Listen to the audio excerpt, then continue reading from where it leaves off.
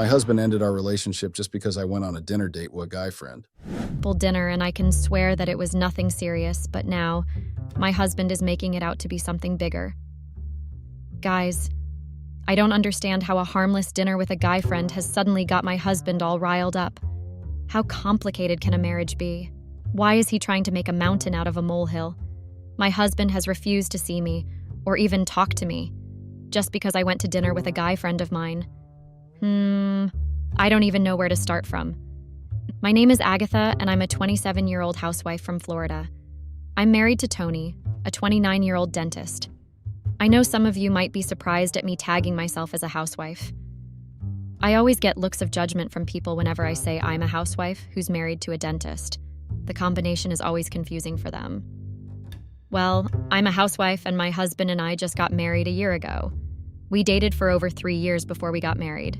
So even though there's fire on the mountain in my marriage right now, I'll describe it as the best decision I've ever made. I love my husband a lot, and our marriage has been the definition of great. My husband has always been an alpha male, and everything he does shows that. He's a no-nonsense man, and he doesn't take disrespect at all. I've never had a problem with that, and I've supported all of his strict mannerisms.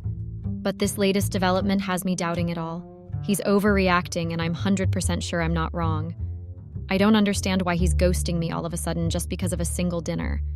It's nothing outrageous, yet he's acting like I broke the Constitution. I get that he's an alpha male and they all have huge egos, but hold on.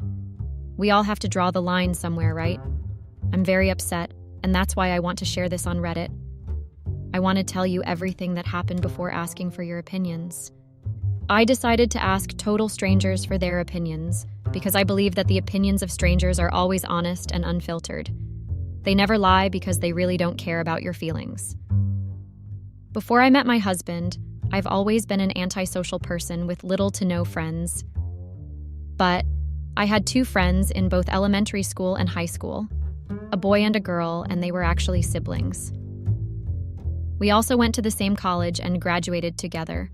I'm very close to those siblings because they practically stood by me all through school.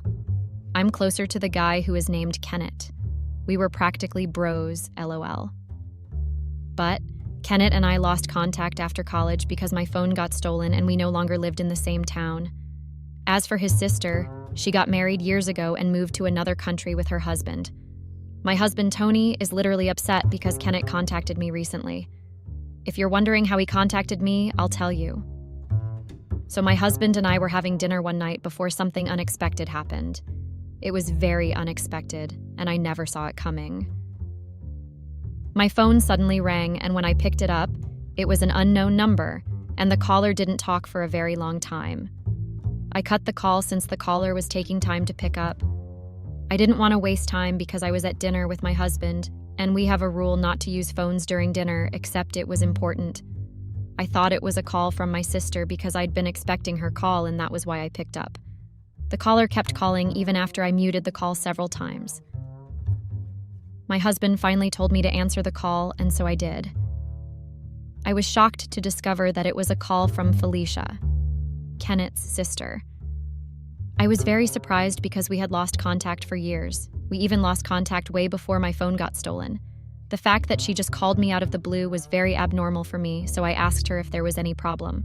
So guys, there was really a problem just like I suspected. She was crying and sobbing over the phone. I was really shocked and I didn't even know what to do. I waited for her to calm down before asking her what the problem was. She told me she had something important to tell me and wanted to see me the next day. I was very shocked to hear that from her. I was shocked because the last time I'd seen Felicia was on her wedding day. She moved to another country with her husband, just like I mentioned earlier. So I didn't get how she planned on meeting me. I asked her how she planned on meeting me, and that was when she dropped the bomb. She told me she was in Florida, and she had been in Florida for over 2 days. Yes, guys, that's the truth. I had a lot of questions to ask her just that night alone, but she promised to answer all my questions when we met the next day. I told my husband everything that had happened, and he told me he'd drive me there the next day. When I got there the next day and introduced Felicia to my husband, she told me she wanted to speak to just me alone. I knew that my husband was offended, but I had no choice then to agree to her request. Tony gave me just 30 minutes to talk to her, lol. I'm not even joking at all. He was angry that she requested privacy when he was my husband. I won't even lie, I understand where he's coming from when it comes to that aspect. But I had to speak to Felicia privately because she looked tired and unwell. Tony waited for me in the car while I spoke to Felicia. I never expected her to say all the things she said to me. To be honest, I was left speechless for a very long time because I found it hard to understand why her marriage ended. Yes, Felicia told me her marriage ended because she cheated on her husband. Apparently, she slept with her husband's coworker, and he found out. He sent her out of the house and made her homeless in a foreign country. Felicia told me that she had no choice but to return back to Florida. What she did was very strong, and I have no excuse for her, but I felt very sorry for her. She looked like she lost a lot of weight. Well, I'm losing a lot of weight now that my husband has decided to ghost me. The worst part is that I didn't even cheat. I had to ask Felicia how she got my number because I was honestly curious. She just told me that she spoke to some of her friends on Facebook who were friends with my sister, and that's how she contacted my sister and asked for my phone number. I didn't get why my sister did not tell me she shared my phone number ahead of time, but I later discovered that sister sent me a message on WhatsApp, but I didn't know. I can't be the only one who is not that social, right? Even though I didn't want to sound like a heartless person, I had to ask Felicia why she needed to see me. She told me that she urgently needed some cash and accommodation. Apparently, Felicia had been living in a hotel for 2 days, and the little money she had left was almost finished. I felt really bad for her, and I had to remember our past as close friends, so I promised to get back to her. I'm a housewife with no particular income. I had to speak to my husband about it first, before I made the move. After the meeting with Felicia, I told my husband everything she told me when we got back home. Let me just put it this way.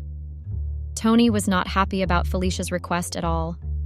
He didn't even like the fact that I agreed to think about her request. He was very angry, and he even refused to help me. He kept saying that she deserved what she got, and that cheating on her husband was very deceitful. I also believed that Felicia deserved what she got, but I could not just fold my hands. She was once one of my closest friends, and I had just 2. We practically grew up together, so I had to help her. My husband and I were literally at loggerheads over that case, and I think that's exactly where our problems began. He didn't like the fact that I was determined to help her at all, and he never missed a chance to make that clear to me. Since Tony refused to assist me financially, I had to take out money from my savings. Even though I'm a housewife, I still have small businesses that I run.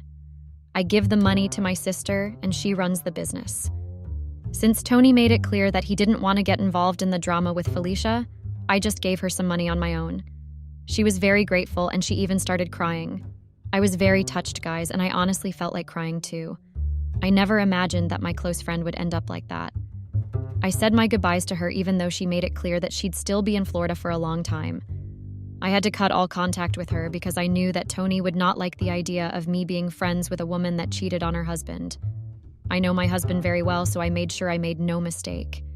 Even after cutting all contacts with her, Tony still made sure I never secretly snuck out to see her.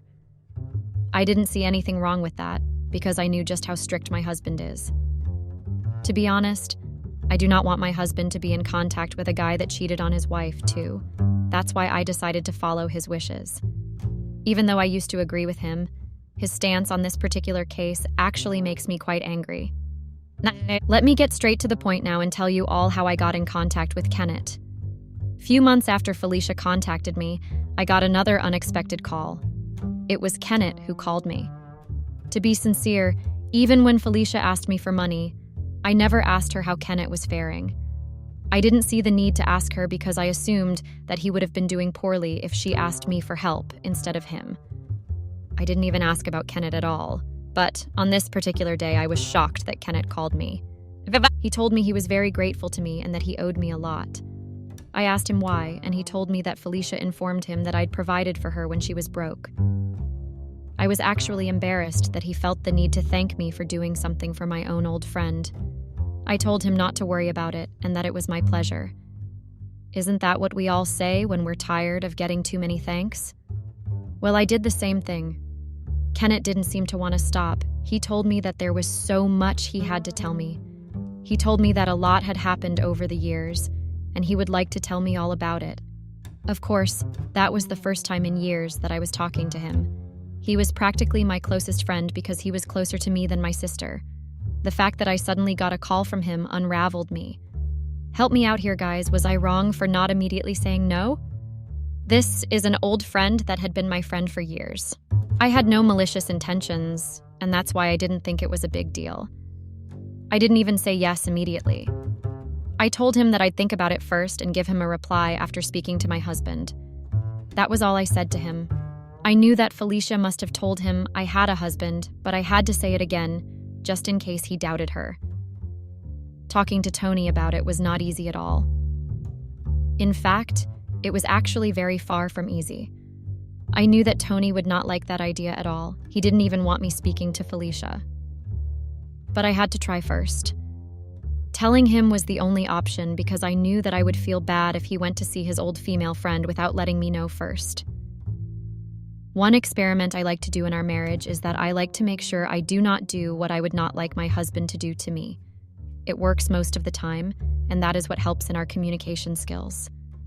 But now, I don't think we really have much communication skills because he's been ghosting me for days. When I spoke to him about it, his reaction was exactly how I pictured it. He didn't like the fact that both brother and sister suddenly wanted to see me after years simultaneously. He knew about Kenneth because I used to tell him about Kenneth even before we started dating officially. I used to tell him that Kenneth was a very good friend of mine and that we suddenly lost contact. Tony told me that he didn't want me to go. I didn't agree at all, and that was how we started having a lot of arguments. For me, it was not a big deal because I just wanted to go see a friend. I'd not seen him for years and I just wanted to see how he was faring. The part that baffles me the most is that Kenneth and I never even dated or had a romantic relationship. We were just close friends, and that was all there was to it. I can even swear right now that Kenneth and I never even shared or deep hug, not to even talk of a kiss. That is why I never agreed with Tony's decision not to let me see him. The only reason I even felt the need to ask for permission is because Kenneth is a guy, and I would not want my husband to see the opposite gender without telling me. I was not ready to back down, and Tony was also not ready to back down. Kenneth kept calling me and asking me if I had made up my mind yet. I discovered that he had to go on a business trip and that I was the reason it was still in Florida. I decided to wait one more week and see if Tony would change his mind, but nothing changed.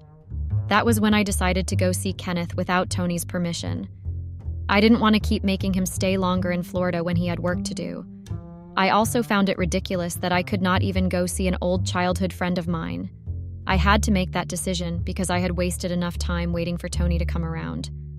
When I asked Tony to pick the date and time we should meet, he proposed that we meet at a restaurant at 6 p.m. I didn't like the fact that we were meeting in the evening, and I told him that. But he told me he had work that day, and that was why we had to meet in the evening. I just wanted to get the meeting over with, so I agreed. I left a note for Tony before he came back from work, so he would know where I went. Tony usually came back from work by 7 p.m., so I knew that I might not come back early before he came back from work. That's why I left a note. To be honest, I left up to 4 notes at different places in the house, so he would be able to see at least one. That was just my little way of making sure that he did not worry about where I was. At the end of the day, all my efforts were in vain, because Tony did not even care about all the majors I went through to make sure that he didn't misunderstand things. When I went to the restaurant to see Kenneth, I made it clear to him that I had to get back home early, so we could only talk for a maximum of 1 hour. He had no problem with that, and that was how he started telling me all about everything that had been going on in this life. He told me how Felicia refused to contact him after her husband sent her away because she was scared of getting scolded by him. That finally made a lot of sense because I realized that she was feeling ashamed. Kenneth told me that he was now a real estate agent. I was really happy for him because I'd always known that he wanted to become a real estate agent. We talked about Felicia and how she's trying to get her life back together, and then we talked about all the developments in our life. It was nice to talk to an old friend after a long while. I didn't even finish the food before I told him I had to go. He told me he understood, and then he congratulated me on my marriage. I bade him goodbye before taking a taxi and going back home. So guys, That's literally how all the drama began. I went home and met drama. Literally. It was like there was fire on the mountain. Even before I stepped foot into the house, I could feel the tension from where I stood at the door. I don't even know how I can describe it to you all. My husband made a scene, and it was literally very surprising. Before I could even greet Tony, he started yelling at me continuously. He gave me no room to talk or even explain myself, and that was the most painful part. I didn't even think I had a reason to explain until I fought the anger and aggression he displayed. He started accusing me of cheating on him. I told him that I did not cheat on him and that I just went to dinner with Kenneth. Nothing I said seemed to be making any sense to Tony. He seemed to be more focused on everything he believed I'd done. He asked me why I went to the dinner without informing him first. I told him that it was because he'd refused even after almost 2 weeks of trying to persuade him. Tony told me that I could have still called him and told him where I was headed to. I asked him if he saw the notes I left behind, and he told me that none of those counted. According to him, I'd disrespected him by going to see a guy friend without informing him first. Tony did not even believe that I did not do anything with Kenneth. He was very determined to believe that something fishy had happened. I'm even honestly exhausted after everything that's been going on for the past few days. I can't even begin to state how traumatized I've been. I was trying to explain and tell Tony that nothing out of the ordinary happened. But the more I tried to explain, the more Tony kept talking over me. I am not even making things up or trying to lie. I'm basically saying the truth just as it is. I don't think there's any reason to lie or omit information when I am here trying to get advice on what to do. I'm just saying everything as it is, without any filters. The argument lasted for hours, and it was clear to me that Tony was not ready to see things from my own perspective. He told me that it was disrespectful that I choose to go see an old friend rather than listen to him.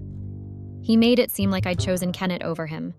I used to hear that men had huge egos, but I've only recently experienced it. It seems like Tony's ego is bruised. I think what makes it worse is even the fact that it was dinner. Tony kept asking why we could not meet at a cafe or even in front of a coffee shop. He said he could not accept the fact that his wife left the house at 6 p.m. in the evening to go see a guy friend and have dinner before coming back home. He told me that there was nothing I could say to justify the fact that I had disrespected him. He also made it clear that he did not like the fact that I did not tell him before going that day. Even though I'll still keep saying that I told you my head of time, and he kept rejecting it, so I had no choice, I do understand that he was still angry. But I think it's just outrightly outrageous that he would not speak to me because of that. If he didn't just want to speak to me, it would be understandable. But the fact that it doesn't even want to see me or interact with me is just the highest level of wickedness. We are married. Misunderstandings happen and couples fight. They settle and they move past it. Nothing even happened. Not even a hug was shared. So why is Tony finding it hard to move past this? That night, I actually believed that he would forget all about it the next day after I apologized to him again. I went to sleep in the living room that day because it was obvious that he did not want to see me. I woke up early the next morning and prepared breakfast. I tried talking to him or even starting a little conversation, but all my efforts were in vain. I was very worried because I did not expect Tony to take up that matter like that. The fact that he even knows that it was just an ordinary dinner and nothing happened yet, he still chooses to remain cold and distant is what angers me the most. I want my husband back, and I'm honestly tired of having to beg for him to even look at him. I don't want our marriage to suffer because of something like that. That's why I'm trying my best to put my own ego aside and try to make this work. But I guess I'm married to the most strict alpha male. He never wants to change anything, he says, and I can see that he is determined to stay angry. It's a lot of pressure on me right now, and I don't even know how to feel. I'm living in the same house with my husband, but we are not even interacting like neighbors. I don't know how to even explain the level of hurt I feel. I'm even starting to feel guilty, even though I know that I did nothing wrong. I kept telling him for almost 2 weeks yet. His answer was always no. I could not pass by a lifetime opportunity to see my childhood friend. For what might have been the last time, I'm not saying that I want to see my ex-boyfriend. I'm saying that I want to see my old childhood friend. There's a difference between those two things, and the meaning is completely different. I decided to speak to my sister because she is literally the closest person to me. She's the one person that understands me even before I open my mouth to sleep. When I spoke to her, she suggested that she spoke to him on my behalf. She came over to the house one evening for dinner, and that was the first dinner in days when Tony agreed to stay at the dining table with me.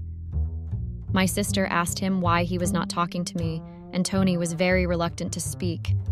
He said that he did not want to talk about it, but my sister was persistent. That's when Tony finally said that he did not like the idea of me meeting up with two siblings simultaneously. He also said that he did not like the fact that Felicia had cheated on her husband, and I decided to help her, even after he refused. Apparently, he did not like the idea of me meeting up with the brother of a girl who had cheated on her husband with his co-worker. According to him, Felicia and her brother were a bad influence, and the fact that the both of them suddenly wanted to start up a friendship did not sit well with him. I tried to make him understand that I was nothing like Felicia, and that I would never even think of cheating on him. He said he found it hard to believe that when I went ahead to go see Kenneth without telling him. We were literally back to square one, and the back and forth began again. He told my sister that he needed time to think and that he does not want to talk to me right away. After the dinner, my sister advised me to just give him time and not try to rush him. I agreed before seeing her off. To be honest, guys, even though I agreed, I don't want to follow that advice at all. I have read about many of such situations online, and this is usually how couples end up separating. A small issue can turn into a full-blown fight if it is not taken care of at the right time. One thing about marriages is that there is nothing like a break or time to think. Once the couple starts spending time away from each other and leaving problems unsolved, larger issues begin to arise and the couple is faced with bigger problems. I don't want that to be the situation in my marriage, and that is why I am here on Reddit today. I want to find a way to make peace with my husband without pushing him too much. I have realized that he has a big ego and does not like the idea of his wife choosing to go to have dinner with another man rather than listening to him. Even though I still think he's being too cruel, I don't want to disregard his feelings just because it does not resonate with what I believe. He has a right to think whatever he wants to think, and I have the responsibility of clearing up what I started. My sister is also trying to make me understand that I shouldn't have left that evening without giving him a call first. After writing this out and reading it over and over again, I also believe that I could have done things differently. I don't have the same opinions I had when I first started this, but I still have my opinions. Please help me, Reddit. I need your help because my marriage is literally falling before my eyes. I cannot just stand by and watch everything drown because of a stupid misunderstanding. It's almost like I am now in Felicia's position, just that I haven't been kicked out yet. Imagine being in the position of someone that ran to you for help. Well, it is not a great position to be, and I hope that things don't get that bad. Hopefully it won't, because I don't want to suffer for something I didn't do. It's almost like I'm regretting being a good Samaritan. I should have just ignored everything, right? But no. At the end of the day, I owe some form of respect and loyalty to the friends I once had. I'll choose my husband in marriage over those friends in a heartbeat. So I hope it doesn't get to that. Please don't leave me hanging, Reddit. I'm literally counting on you all to come up with a solution for me. I'm going to appreciate each and every comment I get, and don't be hesitant to judge me. I knew exactly what I was getting into before putting this post up here. My husband will soon be back from work, and even though he does not speak to me now, I don't want him to see me typing on the computer with so much focus. It will be very embarrassing for him to find out what I'm doing. Till the next update, guys. Update. It's the troubled wife again. LOL. This time I think that some of my troubles, or even most of my troubles, have been lifted off my shoulders. I cannot help but thank you all for it. It's the woman who refused to take permission, lol. The comments even had me crying and laughing at the same time. I have so many nicknames and they are so long. Not even the most controversial Reddit stories I've read have this many funny comments. It's a bittersweet feeling, actually, and I think sharing my problems with strangers did not happen to be as bad as I thought it would be. It was bad, just not as horrible I imagined it would be. Most of the comments advised me not to let two old friends get in the middle of my relationship with my husband. I even got many people telling me to call Kenneth and have him apologize to my husband. To be honest, that was a little bit outrageous for me. I never thought of doing that because I knew that it would lead to an awkward scenario. I didn't want Kenny to find out I have issues with my husband, and I didn't want to give my husband the impression that I was still in contact with Kenneth. Some things are to be left private, and there are just some boundaries that should never be crossed. Look at me talking so seriously, like I did not end up doing exactly what I'm condemning. I know it sounds stupid, but hey, you all suggested it, so I guess we are in this boat together. I saw most people saying that it was unfair for me to be the one getting punished for only trying to help and honor my own old friends. Many people also said that they saw the side my husband was coming from and that it was not unusual for him to feel disrespected. When I showed the comments to my sister, she also agreed that it was not okay for me to be alone in this issue when Felicia and Kenneth were out there living their life. Felicia is also a part of this issue because my husband cannot just stand the fact that she cheated on her husband. Since it was the only option I had to call Kenneth and set up a meeting with him and my husband. Please get me wrong. The reason I set up the meeting was not so Kenneth would beg my husband on my behalf. I only set up the meeting so Kenneth would apologize to my husband for setting up a meeting at 6 p.m. I realized that if I was in my husband's shoes, I would also want an apology from him and the woman that set up the time. The comments really made me calm down and say things from a different light. I called Kenneth and asked them to come to Florida immediately. He told me his schedule was tied and he had work. But when I told him what it was about, he did not refuse, because he agreed that he owed me a favor for what I'd done for Felicia. Even though it was not something I would have ever thought of doing on a normal day because it was just too awkward and outrageous, I had to do it because I was out of options. If you're wondering how the meeting went, it was not as messy as I thought it would be. Don't get me wrong, it was definitely awkward and unusual.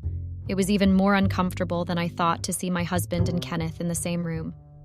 I'm just trying to say that things could have gone south really fast, but it didn't. Kenneth did not hesitate to ask for my husband's apology and explain to him that he had to work the whole day, and that was why I decided to set up the meeting that late. He also said that he had to catch up on a flight early the next morning and knew that there would be no opportunity for us to meet again, so he had no choice. My husband accepted his apology, and that was it. He didn't even bother to touch his food or try to make conversation with Kenneth. When I tried speaking to my husband later that evening, we had a long conversation, and he made me understand that the only reason he got angry was because I had gone in the evening, and I didn't even think of calling him on the phone. He said that made him feel disrespected, but he had to let it go because of how dedicated I had been to settling our issues. He also respected the majors I'd gone through just to make sure that I respected this opinion. He said he did not like the fact that I set up a meeting with Kenneth and that it was awkward, but he liked the fact that I had gone through such extreme measures. According to Tony, he wanted to teach me a lesson and make me understand that in a marriage, it was right to respect your partner's opinion. I told him that I had learnt my lesson and would not be doing that again. I got to understand that if I was in my husband's shoes, and he wanted to see an old female friend that I did not really resonate with, it would also make me upset to find out he still went to see the same person at 6 p.m. in the evening, even after I refused. I learnt my lesson from how cold and distant my husband had been towards me. I'm definitely going to start respecting certain boundaries, because no friendship is worth my marriage with my husband. At the end of the day, friends grow apart and then move on with their own lives. Felicia, for example, had gotten married years ago and moved to another country with her husband. She even got married before me, and we lost all contact. If she didn't cheat on her husband and was left stranded, she would have never even tried to contact me. That is not worth running my marriage for. I do not regret helping her, but I do regret how I went to dinner with Kenneth without getting my husband's full permission. Everything is over now, and I am wiser and stronger. I'm just very grateful that my marriage did not suffer a huge loss because of something so trivial. Big thanks to all the readers out there. You all don't know how much help you were to me. Peace and bye. Sometimes when you read about men that were cheated on by their partners, you can't help but ask, how does he feel? What did he do? I just know that he is going to end that marriage and find someone better.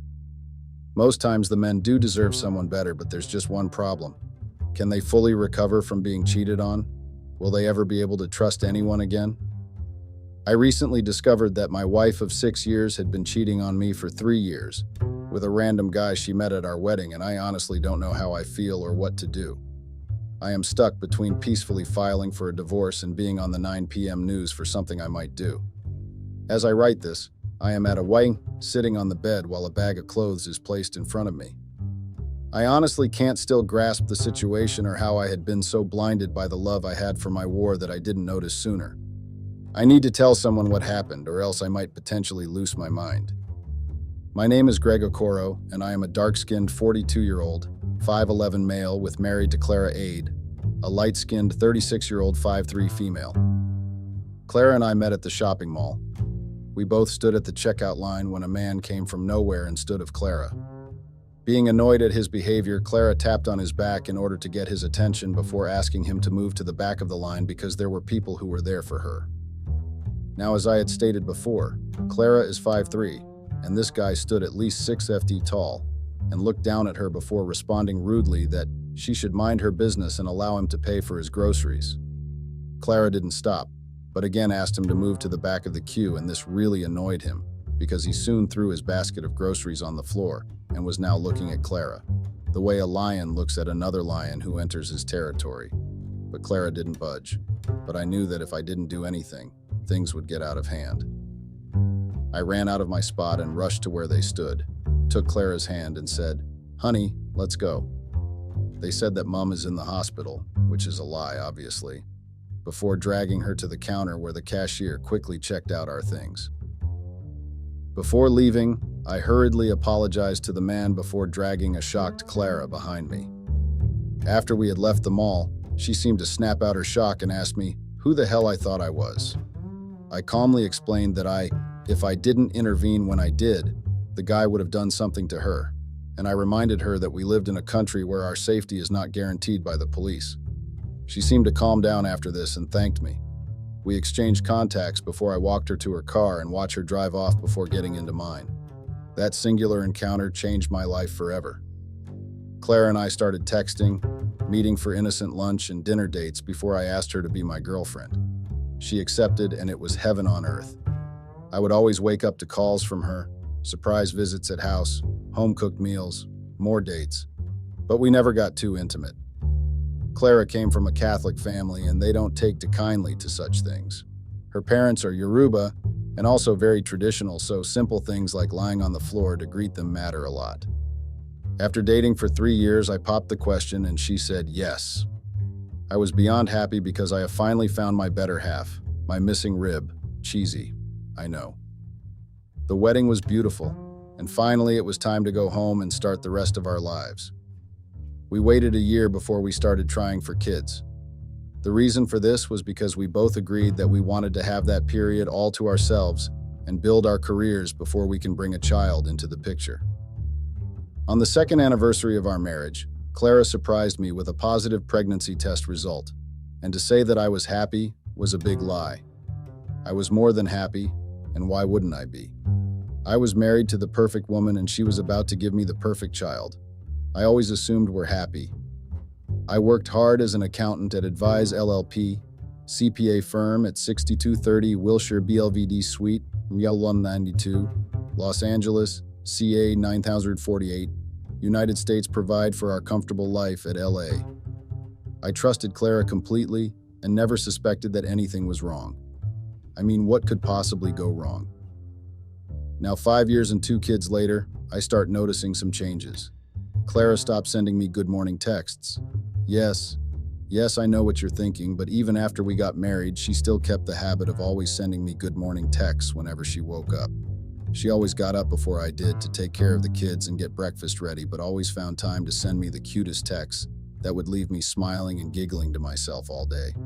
It was always something short and cute, like, if you were a vegetable, you'd be a cucumber, or are you Netflix? Because I could watch you for hours. But all of a sudden, the messages stopped coming. When it first happened, I just brushed it off and assumed that she had a pretty hectic day and must have forgotten.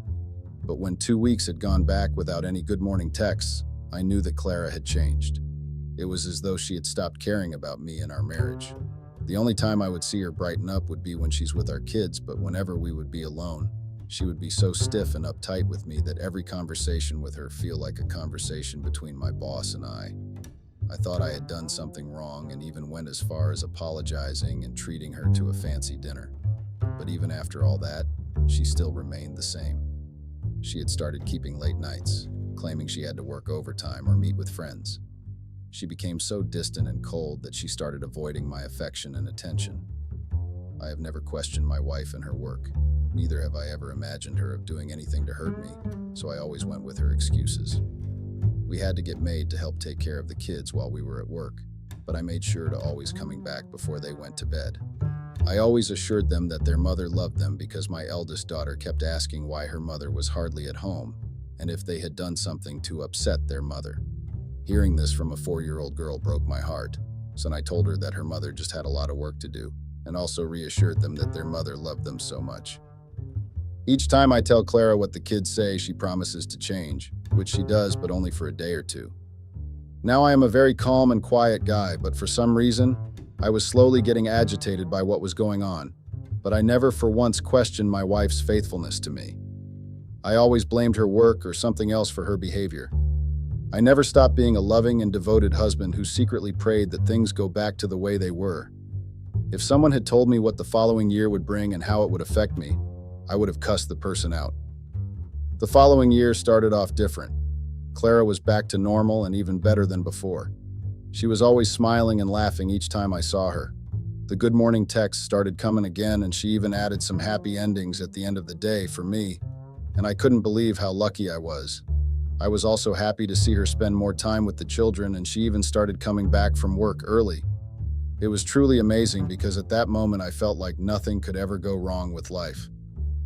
One thing that she also started doing the year was going to the gym at night with her friends from work. She went every Sunday and would return to the house some minutes past 8. But she was always in a cheerful mood when she returned, so I didn't question the odd hours. It suddenly changed from every Sunday to Saturdays and Sundays. I didn't mind because her attitude didn't change towards the kids and I, so I turned a blind eye to it. After 6 months of going to night gym, there was no visible change in her body. She was still the same and even added a few pounds. Not that I am complaining about that, though. One day, I jokingly told her that I would love to join her in her gym sessions, and she immediately tensed up and got all defensive. She said, and I quote, "You don't need to go to the gym with me. It's mostly just ladies working out and talking about their husbands." Upon saying this, it dawned on me that she had never told me the name of her gym or where it was located, so I asked her. She looked at me for some time before she said she needed to use the restroom. My fellow Redditors, the next time I asked about the name and location of the gym, she came prepared with even pictures of herself outside and inside the gym. The gym was Hybrid Gym, LA. After that, I left it alone, but I was still curious as to why she reacted the way she did the first time I asked her about it. It was our wedding anniversary, and I planned to surprise her. I wanted to pay some people to follow me to the gym holding a cake, a money bouquet, and money cake, as well as a saxophony player that was going to play her favorite song for her. I called her sister to help me plan the surprise as well, follow me there to capture the beautiful moment. Around 5 p.m., everyone was ready and we drove to the gym in my car. Luckily, there was no traffic that day, so we only spent 30 minutes on the road. When we got there, everyone got into place. My sister-in-law started recording on her phone. I held the money bouquet. My Love by Westlife was playing on the saxophone, while those carrying the money cakes were at the back. I couldn't wait to see her face. Upon entering the building, we were met with many shocked and surprised faces, but none of them belonged to Clara.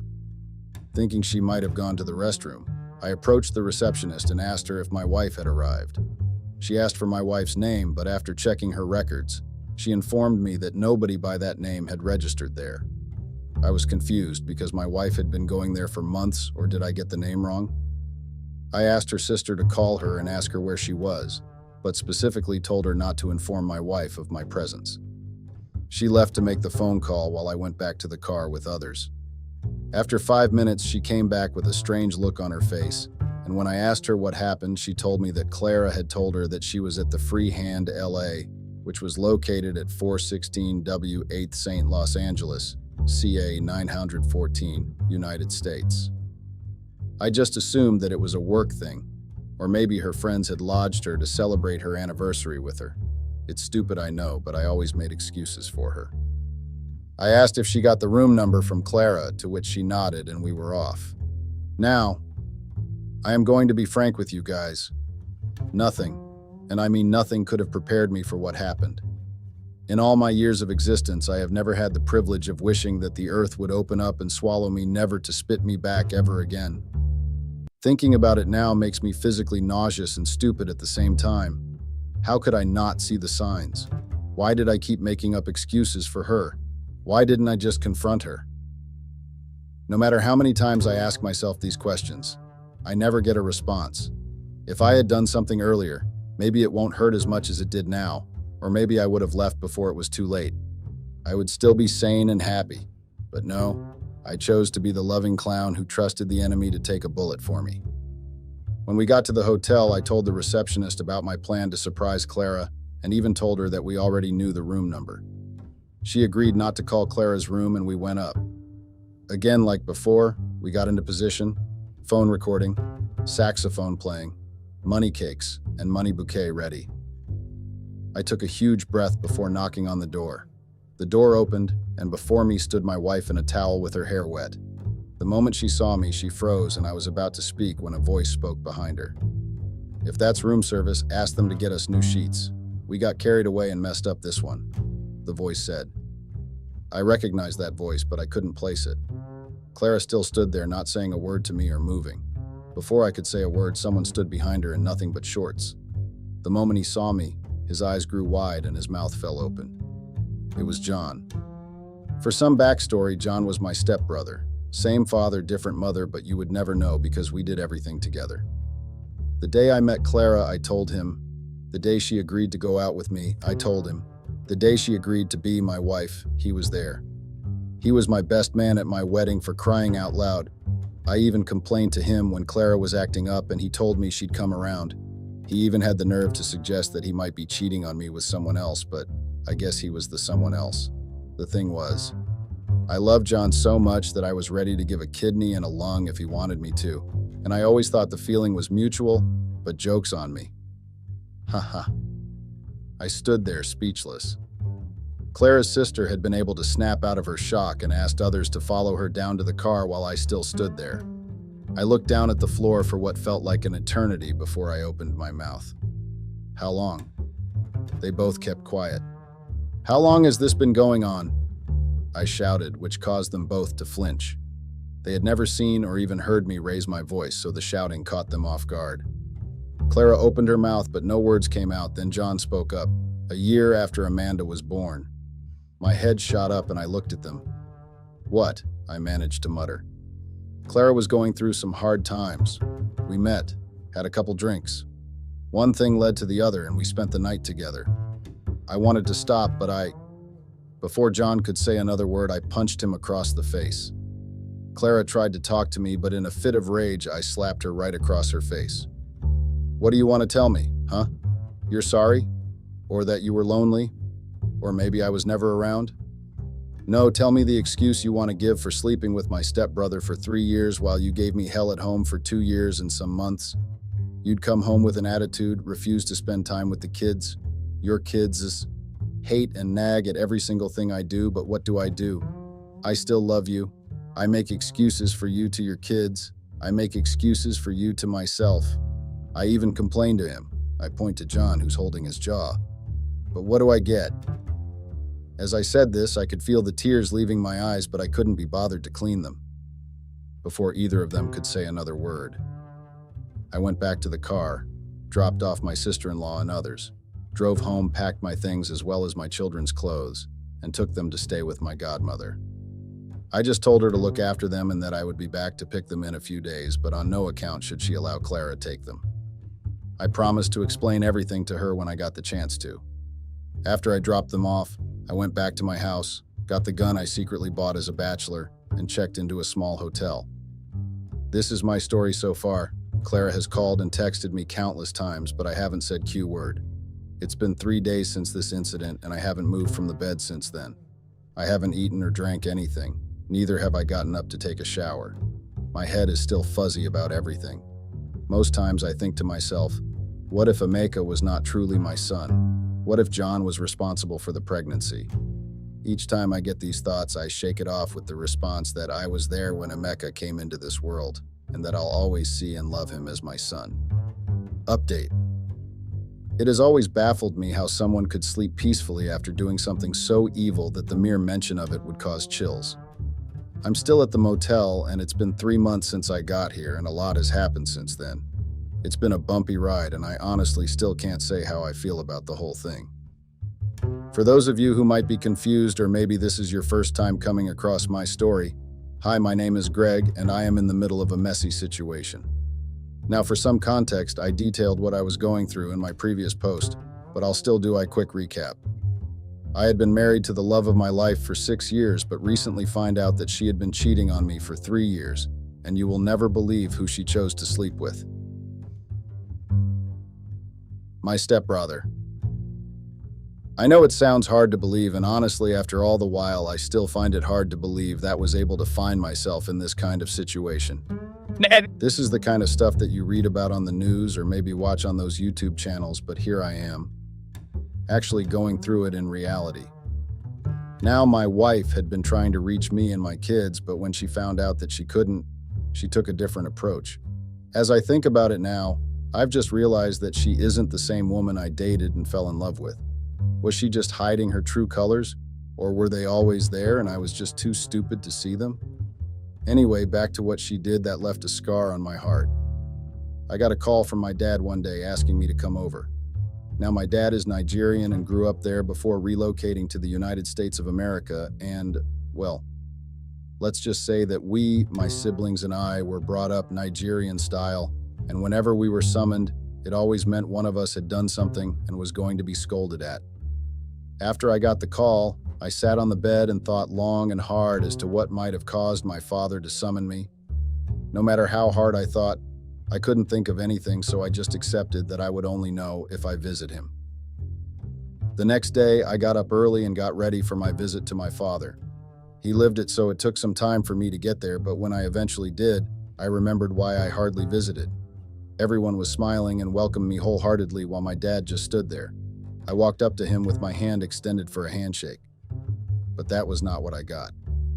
The moment I got close enough to him, he drew him closer to him, hugged me, let go of me, and then slapped me across the face. Yes, I know it sounds strange, but it happened so fast that I couldn't process anything. Why are you such a disappointment? It's hard enough that you didn't turn out like your siblings, but you also cheat on your wife? I was so stunned I couldn't react. I stood there, hand on my cheek, looking at my father, who was looking at me with a look on his face I had never seen before.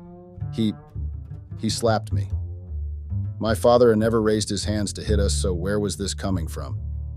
What? I managed to blurt out after some seconds.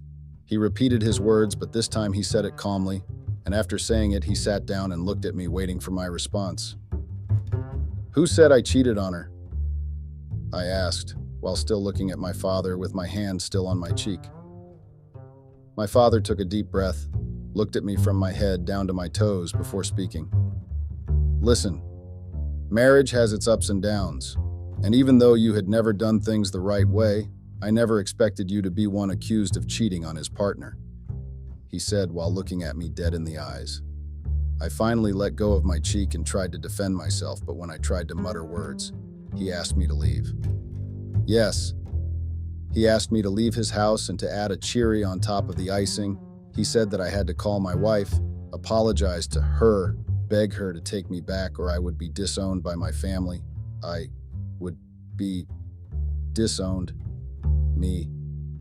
I would be disowned by my father for something I didn't do. The moment I reached my motel, I fell on my bed and started laughing. I laughed so much my tummy began to hurt, and before I knew it, I fell asleep. The next day, I decided to go and visit my kids at my mother's place. When I got there, they were so happy to see me, and as usual, asked when their mom was going to return from her trip. I had told them that she had traveled for a work trip, and since I had changed my children from their old school, I didn't have to worry about Clara going to look for them there. You see, my mom and my father had divorced and were living separately. They separated 2 years after Clara and I got married, but I never told Clara where she lives, and I'm thankful for that now. After spending time with my kids, I sat down with my mom and told her what happened between her husband and I. She was surprised that I wasn't given a listening ear and was threatened in such a way. Mom knew everything that had happened between Clara and I, so she was able to judge the situation fairly. She asked me to file for a divorce and fight for custody of my kid, but I reminded her that doing that would cause my father to get involved, and since he believes I'm the one at fault, he would hire the best lawyer money can afford and take my kids from me. I stayed till 7 p.m. before I went back to the motel. Once I got there, an idea popped up in my head and I called my sister-in-law to talk to her.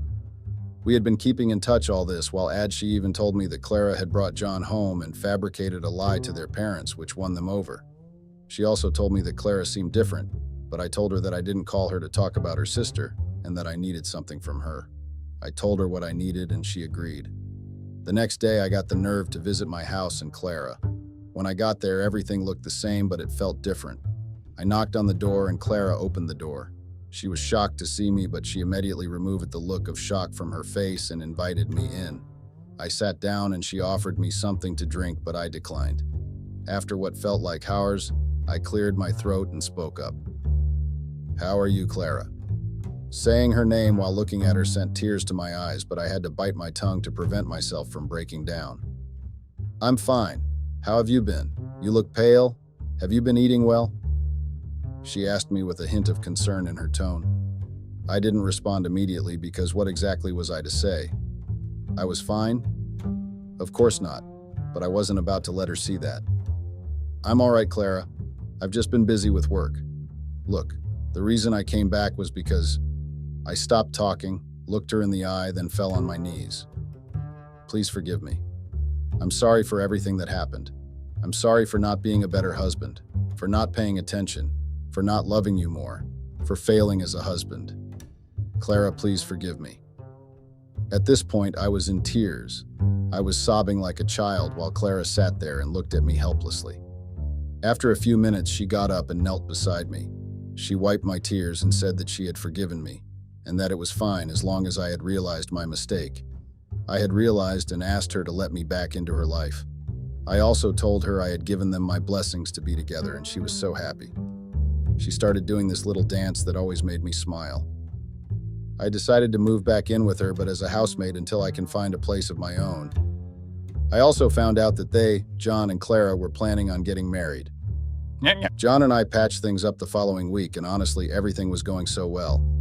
I brought the kids back and they were so excited to see their mom. Now I know you're going to ask me what has come over me or possibly call me the biggest simp of all time, but I don't care. Seeing Clara happy made me happy, and that was all that mattered. Everything was going great at home. Clara and John would go out and I would stay home to look after the kids. John and I quickly bonded again, and I was even made his best man. I still remember feeling like a girl who had been asked to dance. He told me about it. I helped with most of the planning and made sure everything went perfectly. Clara's parents have forgiven me for what I did to their daughter, but her sister wouldn't talk to me. She thinks I've lost my mind. What does she know? Love makes you do stupid things, and honestly, I wasn't even complaining. My father was pleased with my decision and even asked me to visit him anytime wanted. The wedding was held at Hollywood and Suites Hotel at El Segundo Boulevard Gardena, and we would have a big reception at their beautiful hall. Clara and John let me handle everything, and honestly, after doing all that for them, I felt so peaceful. I found myself wondering why I didn't do this sooner. I even found out that Clara was expecting. She told me first and made me swear not to tell John.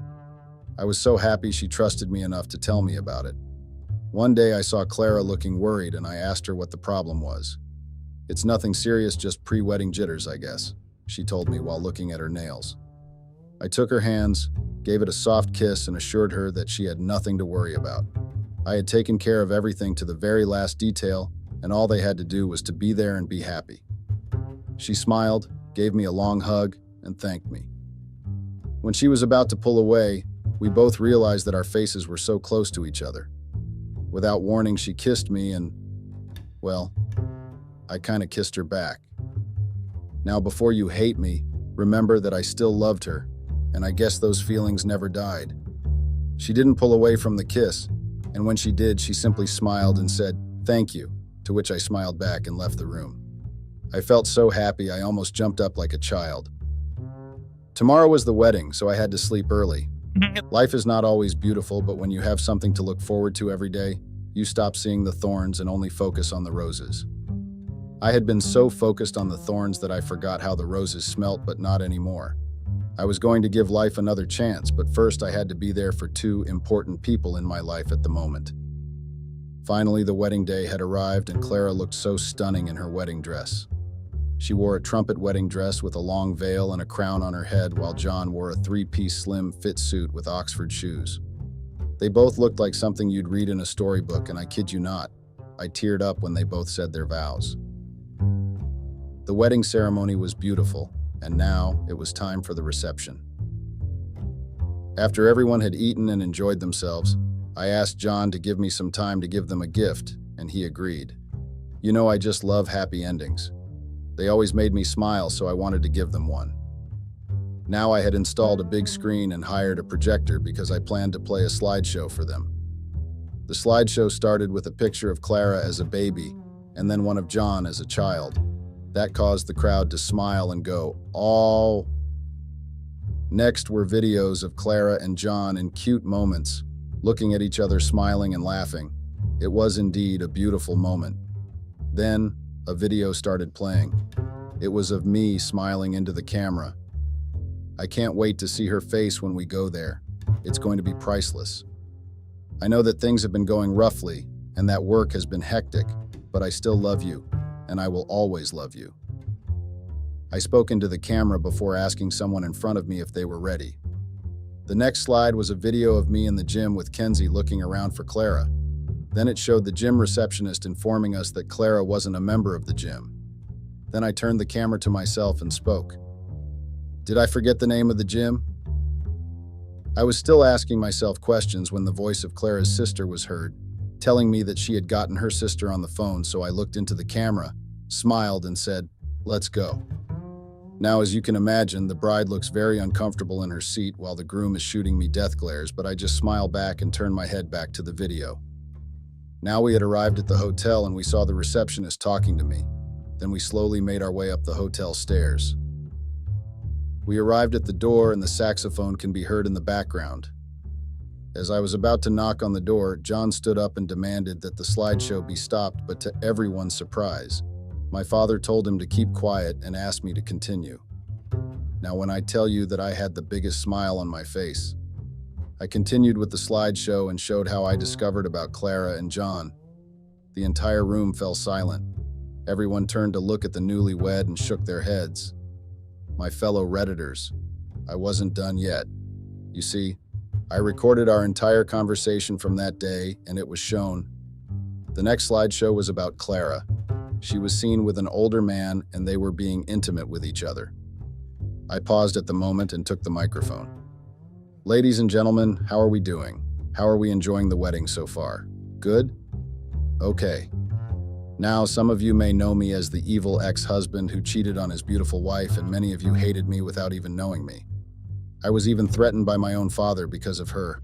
I always wondered why, but guess what? Now I know. After I said this, I played the video, and guess what? The older man in the video was my father. Yes, my biological father. I found out about them after I made peace with Clara and John. But let's go back to the wedding. The moment my father's face appeared on the screen, I think I heard someone scream, but at that moment I didn't even care to turn back. I was too invested in how good the video had come out. The next slide was a picture, or rather more pictures of Clara and my father while an audio recording was playing. It was Clara on the phone with her friend, and she was saying how she had gotten pregnant again for my dad. She further revealed that my father was the biological father of our daughter, and that she was just going to do it all over again with John and tell him that he's the father. The final clip had me in it. It was the night Clara and I kissed. Well, we may have done more than that, and every second was recorded, but before it ended, a clip of John hitting on Clara's younger sister appeared. He said that he was only getting married to her so that he could take out a life insurance on her. He further stated that after he was done with her, Clara, he would come for her, her sister. After the clip ended, a little message popped up, "Happy married life to John and Clara. I hope you find what you've been searching for in each other." Say, I hope you like this wedding gift of mine. After the screen went black, I bid everyone farewell and left the hall. I changed my phone number, took my kids, and left. Remember I said I couldn't understand how people could sleep peacefully after causing mayhem. I still can't because I've been sleeping like a baby since that day. I still have my kids with me, and I'm currently with Kenzie, Clara's sister. We're not together. Yet who knows? Something might happen later. That's all. I hope my story was able to brighten your day.